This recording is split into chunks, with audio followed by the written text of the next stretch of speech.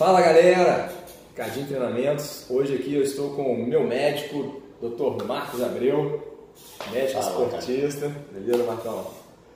E a gente vai tentar mostrar como é que funciona essa questão da medicina esportiva para o atleta que tem interesse em cercar de mais cuidados. Hoje trabalho com diversas profissões, assessorando o atleta.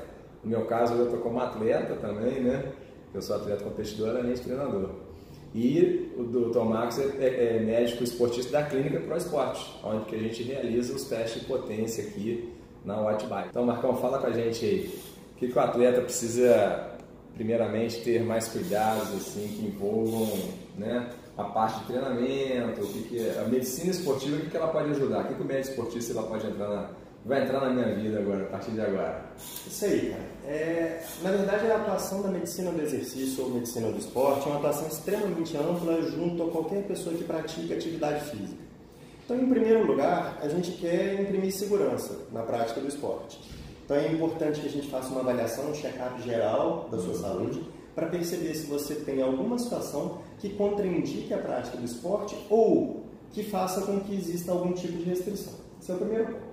Importante também lembrar, Cadinho, você já faz atividade de endurance, principalmente ciclismo há muitos anos, e por mais que a prática esportiva seja boa para a saúde, a gente sabe que o esporte, a partir de um determinado momento, pode levar a algumas alterações, especialmente no coração, e a gente tem que ficar atento a isso em exames anuais, porque quando a gente começa a surpreender alterações que não são positivas, é hora de rever a carga de treinamento. Tá? Por isso não é só hoje, não é só essa avaliação pré-participação no seu caso não é começar, é para continuar na prática esportiva, é a cada ano uma reavaliação. E além disso, além da segurança, a gente vai trabalhar com dois focos: prevenção de lesão e desempenho e performance. Ótimo. Cara, você acabou me adiantando a pergunta que eu queria te fazer, exatamente, porque a gente vê muitas discussões aí, até nos estudos mesmo, científicos, nos artigos, a respeito do qual que é o ponto ideal desse trabalho que pode ser feito, né, em termos de performance, né? O excesso, eu queria te perguntar isso assim, até para o nosso público entender também.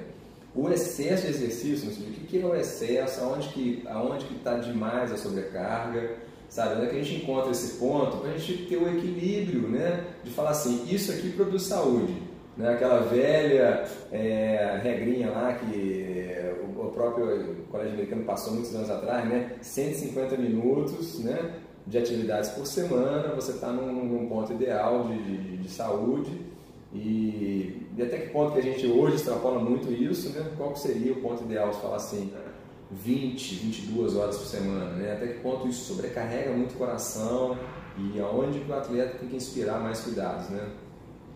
Essa é uma pergunta interessante. Veja bem, performance e saúde não andam juntos. Então, toda vez que o atleta procura performance, toda vez que ele está lutando pelo pódio, toda vez que ele está se superando e essa superação vai cada vez mais adiante, ele começa a ultrapassar um ponto do saudável e isso pode começar a gerar uma série de repercussões.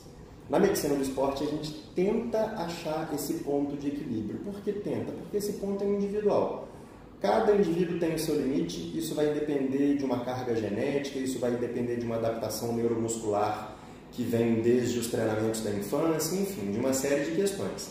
Uma das coisas que a gente faz muito é a avaliação laboratorial dos atletas, aonde, por meio da dosagem de alguns hormônios, como testosterona, cortisol, hormônios tireoidianos, a avaliação de enzimas musculares, como a CK, LDH, aldolase, transaminases e várias outras, a gente tenta determinar um ponto a partir do qual o indivíduo está em sobrecarga e aquela sobrecarga começa a fazer com que ele tenha queda de performance.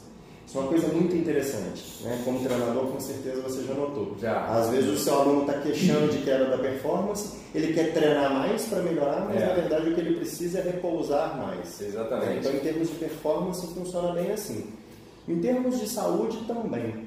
Quanto mais exercício, melhor, até um determinado ponto, onde a partir dali o acréscimo de cargas adicionais de exercício começa a comprometer vários sistemas, como por exemplo o coração.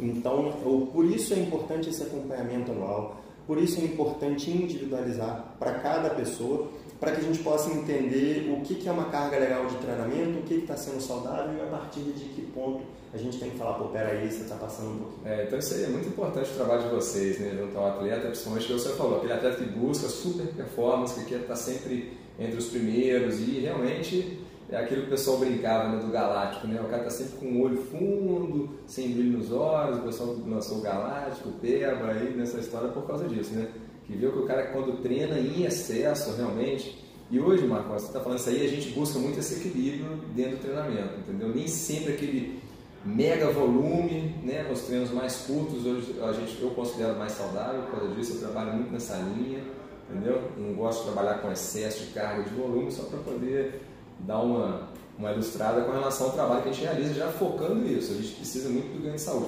A gente percebe muito, eu sinto muito isso também. Aí vem aquelas infecções de vias aéreas superiores, né? Isso também é uma consequência. Isso eu sinto em qualquer trabalho que eu faço. Eu posso fazer um trabalho tão pesado, tão mais leve, mais suave, que infecção de via respiratória, só de acelerar a ventilação, né? Ter que fazer mais troca respiratória, parece que isso dá uma incidência nisso aí. E o que eu queria falar com você é isso, assim, a gente consegue suprir isso através de uma questão de uma recuperação melhor, de uma suplementação, ela entraria nesse aspecto para ajudar a evitar um pouco essas deficiências. Aí é legal. Aí o que a gente vai pensar? A gente vai pensar em cuidar da saúde do indivíduo como um todo. Então, para prevenir lesão e para otimizar a performance, é importante, em primeiro lugar, uma boa carga de repouso, um sono de qualidade. E aqui a gente está falando do número de horas de sono dormidas e da qualidade do sono, da profundidade. Talvez aconteça comigo quando eu estou falando das infecções, porque eu durmo muito pouco mesmo. Exatamente. É no sono que você tem os picos de liberação de testosterona, de hormônio do crescimento. É durante o sono que o reparo muscular acontece para que você esteja pronto para a próxima sessão de treinamento. Exato. Então, o primeiro ponto é cuidar disso.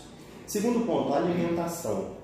É muito comum que as pessoas, principalmente no esporte de endurance, o ciclismo, a corrida, o triatlon, associem o baixo peso ao rendimento. E isso até um certo ponto pode ser verdadeiro, mas isso vem sendo obtido muito por meio de dietas restritivas, com restrição energética e, consequentemente, o indivíduo tem menos disposição para treinar e está mais suscetível a lesões e queda do rendimento. Porque é importante que a gente tenha os nossos estoques de glicogênio repletados, é importante que a gente tenha uma carga de proteína adequada para o reparo muscular, então a nutrição é fundamental.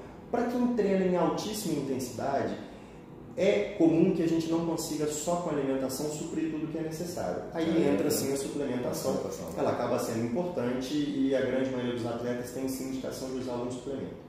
Uma outra coisa extremamente importante dentro de esportes como o ciclismo, hidratação. É muito comum aí nos pedais longos, 2, 3, 4, 5, 6 horas, exposto ao sol, exposto a altas temperaturas, muita umidade, perdendo água e eletrólitos no sol, uma desidratação importante, isso acaba levando a cãibra, isso acaba levando a comprometimento do rendimento e deixa o seu músculo mais suscetível à lesão. Deixa o seu músculo menos pronto para uma próxima sessão de treinamento. Então existem vários pequenos fatores que a gente tem que ajustar e ajustando todos esses fatores a gente consegue esse binômio, minimizar as lesões e otimizar a performance. Ótimo, é isso aí. Eu gostei muito dessa abordagem da hidratação porque a gente observa assim, a necessidade de ingerir também na hidratação um pouco dos eletrólitos, como você falou, um pouco de sódio, potássio no caso. Você acha que pode usar o que tem, né, no mercado, teria que ser uma dose específica, monitorada, dependendo do que se perde de peso, né?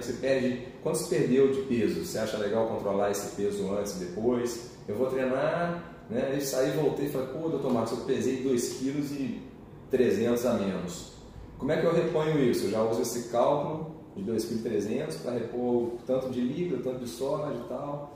Isso é legal. Né? Hoje, tem dispositivos que permitem individualizar a perda de eletrólito para cada pessoa. Para nós, isso comercialmente deve estar disponível no final desse ano, início do ano que vem, mas nos clubes de futebol existe um adesivo que a Gatorade produziu, onde ela consegue medir o quanto de sódio, o quanto de potássio, o quanto de outros eletrólitos se perdeu no suor, e a partir daí uma reposição hidroeletrolítica específica para cada indivíduo. É claro que para nós mortais comuns isso ainda não é disponível.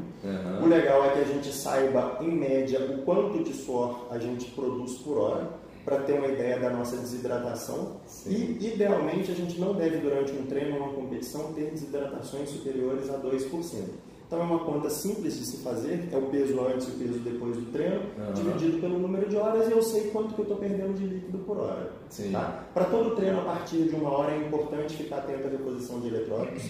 Isso deve ser individualizado de acordo com o peso, de acordo com quanto de eletrólito o indivíduo perde. Né? Então, tem gente que sua muita água e pouco sal, tem gente que no suor fica todo branco, porque tem muito sal junto. A gente vê aquela roupa branca. Roupa branca. Eu, por exemplo, eu perco muito sal, eu faço queimadura no rosto.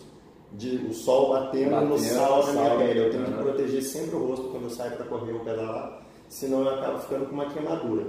Então, eu sou um indivíduo que perco muito sal. Eu tenho que fazer essa reposição. E o ideal é que a gente utilize essas fórmulas prontas mesmo, mas com uma dose individualizada. Sim. O que não deve ser feito?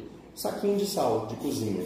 Tá? O saquinho de sal de cozinha ele tem só sódio e tem cloreto, em dosagens que não são controladas. Então, é uma reposição absolutamente empírica e isso não é legal. O legal é que você tenha um contato com o médico do esporte ou com o nutricionista e possa fazer isso de forma individualizada. Ótimo. Bacana demais.